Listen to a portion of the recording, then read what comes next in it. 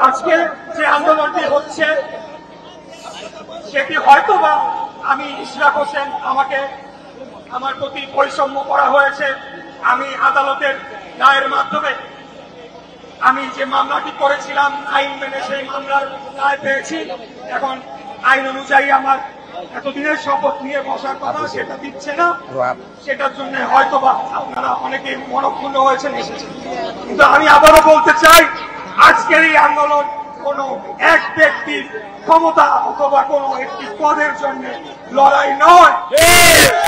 আজকের এই লড়াইটি নির্ধারণ করে দিবে যে এই বছর ডিসেম্বর মাসের মধ্যে আমরা আদৌ একটি জাতীয় নির্বাচন, যেখানে জনগণের সুষ্ঠু সঠিক ভোটদানের মাধ্যমে এবং সঠিক গণনা এবং ফলাফল ঘোষণার মাধ্যমে একটি জনগণের সরকার প্রতিষ্ঠা হবে।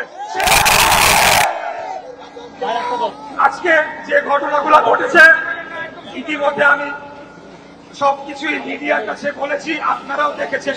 আমি খুবই সংক্ষিপ্তে আপনাদেরকে পুরো বিষয়টা আজকে বলতে চাই, খুব সংক্ষিপ্তে, কিন্তু আপনাদেরকে বুঝে নিতে হবে।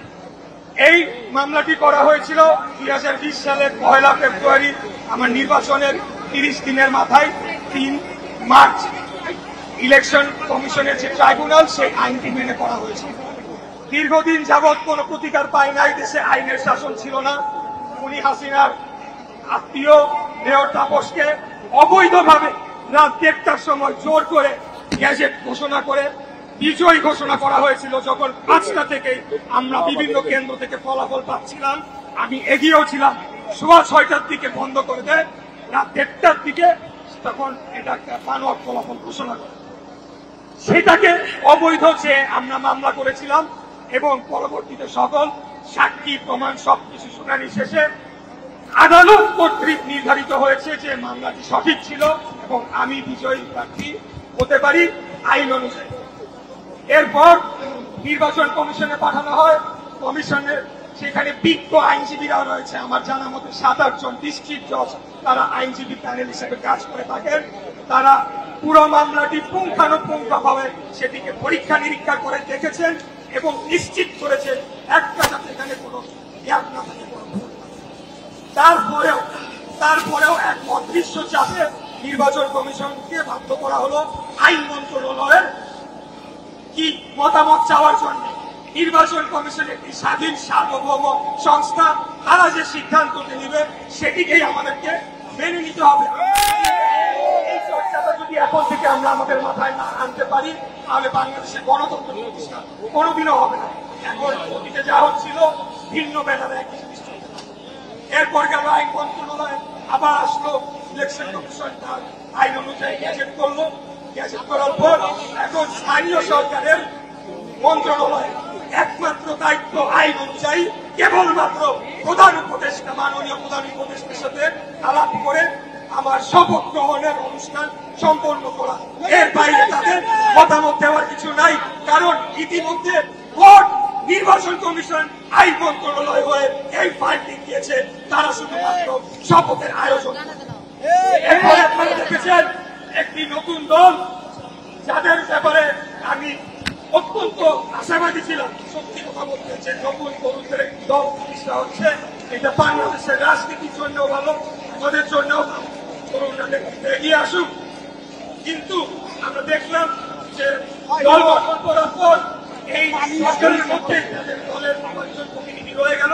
তার মানে আমরা যে কারণে আন্দোলন শুরু করেছিলাম 11 সালে, যে একটা সম্পূর্ণ নিরপেক্ষ সরকারের অধীনে জাতীয় নির্বাচন হবে, সেখান থেকে আমরা পেছনে গেলাম। এখানে আমি একজন উপদেষ্টার উদাহরণ দিব, উনি একটা ভালো পদক্ষেপ নিয়েছেন, প্রশংসনীয়। উনি পদত্যাগ করে গিয়ে রাজনীতি দিয়ে কিন্তু বাকি যে 2 জন উপদেষ্টা রয়েছে তারা এখনো এই সরকারের ভেতরে রয়েছে এবং তাদেরকে মদত দিচ্ছে আরো 2-1 জন উপদেষ্টা, যারা সম্মিলিতভাবে বাংলাদেশ জাতীয়তাবাদী দল আগামীতে যাতে নির্বাচনে না আসতে পারে, ভালো না করতে পারে, রাষ্ট্র ক্ষমতায় না আসতে পারে, আমাদের নেতা দেশে এসে দেশ সংস্কারের যে 31 দফা দিয়েছে সেটাকে বাস্তবায়ন না করতে পারে, সেটার মধ্যে যুক্ত রয়েছে। আমি সংক্ষিপ্তে শেষ করে দিব, কিন্তু এই পুরো বিষয়টিকে আমাদেরকে উপলব্ধি করার ব্যাপার রয়েছে। এই যে আমার ঘটনাটি নিয়ে আমরা যেটি দেখতে পেলাম যে সরকারের ভেতর থেকে বিচার বিভাগের উপরে হস্তক্ষেপ করা হয়েছে রায় প্রদানের সময়, নির্বাচন কমিশনকে এক প্রকার জিম্মি করার চেষ্টা করা আজকে হয়েছে, আপনারা দেখেছেন, এবং পুরা সম্পূর্ণ ব্যুরোক্রেসি তারা নিয়ন্ত্রণ করছে। এখন এই অবস্থায় আমার একজন প্রার্থী, আমার সাথে যদি এই আচরণ করা হয়, যখন জাতীয় নির্বাচন হবে, রাষ্ট্র ক্ষমতা পরিবর্তনের প্রশ্ন চলে আসবে, তখন কি আপনারা আশা রাখতে পারেন যে নিরপেক্ষভাবে বাংলাদেশে জাতীয় নির্বাচন হবে? এরা এই সরকারে থাকা অবস্থায় না না না, আপনারা বলেন না কেন ভাই? কি হয়েছিল? একই কাজ করেছিল, সে বিচার বিভাগের উপরে হস্তক্ষেপ করেছে, নির্বাচন কমিশন ধ্বংস করেছে, প্রশাসনকে ব্যবহার করেছে, তাই কিনা? আমরা কি আরেকটা স্বৈরাচারের জন্ম হতে দিতে পারি? স্বৈরাচারের জন্ম এই বাংলাদেশের মাটিতে আমরা হতে দিব ইনশাআল্লাহ। আর যদি হয় হাসিনার যে পরিণতি হয়েছে, 17 বছর আমরা যেভাবে রক্ত ঘাম জীবন এক করে জীবন দিয়ে খুন হয়ে মামলাকে জেল কেটে নির্যাতিত হয়ে বুড়ি হাসিনার পলায়নের প্রেক্ষাপট রচনা করেছিলাম, আমরা যে কোনো স্বৈরাচারকে যে কোনো সময় উচিত জবাব দেওয়ার জন্য প্রস্তুত রয়েছি। এখানে আবার বলছি, এই ধরো কোন মেয়রের বিষয় কোনো কিচ্ছু বুঝি না। এখানে আমাদের রাষ্ট্রের যে মৌলিক রাষ্ট্র ব্যবস্থা, সেটার প্রশ্ন চলে আসছে, এবং এই কর্মকাণ্ডের মধ্যে দিয়ে এই উপদেষ্টা যারা এটার মধ্যে জড়িত, সরকারের উদ্দেশ্য নির্দেশ ছাড়া তো অবশ্যই এই পর্যন্তটা আসতো না। উদ্দেশ্য সম্পর্কে আমরা জনগণের সামনে আজকে উন্মোচন করে দিলাম। এখন এরা কিভাবে সংশোধন করবে, কিভাবে তারা তাদের নিরপেক্ষতা ফিরে পাবে, সেটা তাদেরকে সেই পদক্ষেপটা নিতে হবে। এবং আমি ব্যক্তিগতভাবে মনে করি তার প্রথম কাজটি হচ্ছে স্থানীয় সরকার উপদেষ্টা জনাব আসিফ মাহমুদ সজীব ভুঁইয়াকে অবিলম্বে পদত্যাগ করতে, এরপর আরেক ছাত্র নেতা জনাব মাহফুজ আলম তথ্য উপদেষ্টা, তাকেও পদত্যাগ করতে হবে।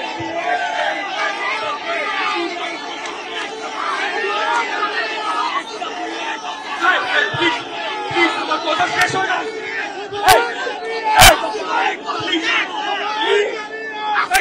হয় না, আরে তোমরা কি এইভাবে কেন ব্যক্তিগত পর্যায়ে নিয়ে যাচ্ছ?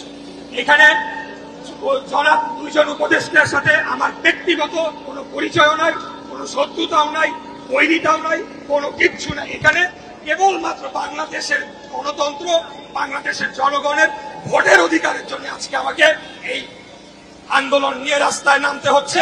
আমি ওনাদের শুভকামনা করি, ওনারা পদত্যাগ করে যে রাজনৈতিক দলের তারা সদস্য হয়েছেন বা হতে চান, সেখানে গিয়ে সাংগঠনিক রাজনীতি করেন, সরকারের উপরে আর হস্তক্ষেপ চলবে না, এটা আমরা হতে দিব না। এবং আমরা সুনির্দিষ্টভাবে নির্বাচনের রোডম্যাপ চাই। এখন এটা পরিষ্কার হয়ে গিয়েছে। এতদিন যখন আমরা বলতাম নির্বাচন নিয়ে, তখন একটা পক্ষ খুব আমাদের সমালোচনা করত, তারা মনে করতো আমরা ক্ষমতায় যাওয়ার জন্য উদ্গ্রীব হয়ে আছি। কিন্তু আসল ব্যাপারটি হচ্ছে বাংলাদেশ জাতীয়তাবাদী দল কোনো উড়ে এসে জুড়ে বসে কোনো ছোট রাজনৈতিক সংগঠন নয়। বারে বারে রাষ্ট্র পরিচালনা করেছি। আমাদের এই দলের যে বয়স হয়েছে, এখানে যে নেতৃবৃন্দ রয়েছেন, কি আমরা বারে বারে রাষ্ট্র ক্ষমতায় ছিলাম। আমরা ষড়যন্ত্রগুলা আমাদের নেতৃবৃন্দ বহু আগে থেকে দেখতে পাই, এবং এই ধরনের যে একটি ষড়যন্ত্র হতে পারে সেটির আলোকেই কিন্তু বারবার নির্বাচনের কথা বলা হচ্ছিল। এখন সেটা জনগণের কাছে আরো উন্মোচিত হয়ে গেল, সামনে আরো উন্মোচিত হয়েছে। অতএব এখন এই পরিস্থিতির উত্তরণে আমরা আজকে এখানে এই কারণে আসি নাই যে একটা গ্যাঞ্জাম বাঁধাবো, এখন অনেকদিন আন্দোলন, হাসিনা তো নাই, কি করা যায়, চলো কি একটা মারামারি বাধাইতে আসি, সেটা কিন্তু এখানে সেই উদ্দেশ্যে আমি আসি নাই।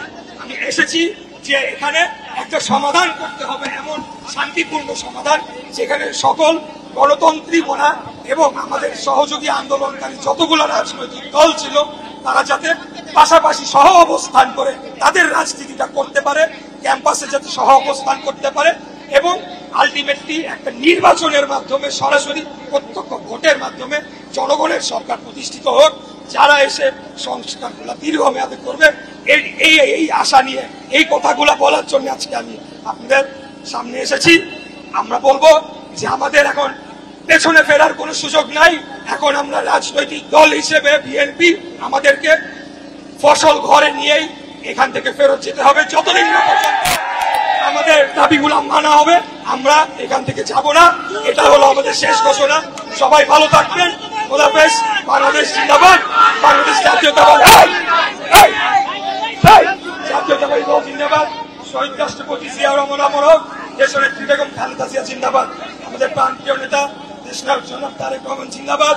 আমি সর্বস্তরের জনগণ, ঢাকার বাইরে পেশাজীবী, শ্রমজীবী, ব্যবসায়ী যারাই রয়েছে এবং একেবারে প্রান্তিক পর্যায়ে দরিদ্র কৃষক ভাইদের সহ সবাইকে বলবো, যদি কোনোভাবে আমার কথাগুলো আপনাদের কানে পৌঁছায়, আপনারা তো আপনাদের ভোটের অধিকার ফেরত চায়। সবসময় মনে রাখবেন, আমাদেরকে যে অপবাদ দেওয়া হচ্ছে এগুলো একটা চক্রান্তের অংশ।